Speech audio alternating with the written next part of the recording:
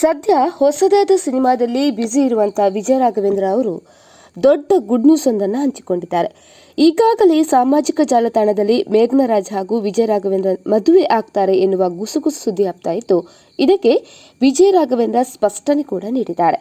ಆದರೆ ಅವರು ಈಗ ಹಂಚಿಕೊಂಡಂತಹ ಸಿಹಿ ಸುದ್ದಿ ಯಾವುದು ಎಂದು ತಿಳಿಯಲು ಈ ವಿಡಿಯೋವನ್ನ ಕಂಪ್ಲೀಟ್ ಆಗಿ ನೋಡಿ. ಸದ್ಯ ಈ ಎಲ್ಲ ಗಾಸಿಪ್ನಿಂದ ಹೊರಬಂದಿರುವಂತಹ ವಿಜಯ ರಾಘವೇಂದ್ರ ಅವರು ಮಗನ ಭವಿಷ್ಯದ ಬಗ್ಗೆ ಗುಡ್ ನ್ಯೂಸ್ ಅನ್ನು ಕೊಟ್ಟಿದ್ದಾರೆ. ಇತ್ತೀಚೆಗೆ ನೀಡಿರುವಂತಹ ಸಂದರ್ಶನದಲ್ಲಿ ವಿಜಯ ರಾಘವೇಂದ್ರ ಅವರು ಮಗನಿಗೂ ಸಿನಿಮಾ ಮೇಲೆ ಸಖತ್ ಇಂಟ್ರೆಸ್ಟ್ ಇದೆ ಅಂತ ಹೇಳಿದ್ದಾರೆ.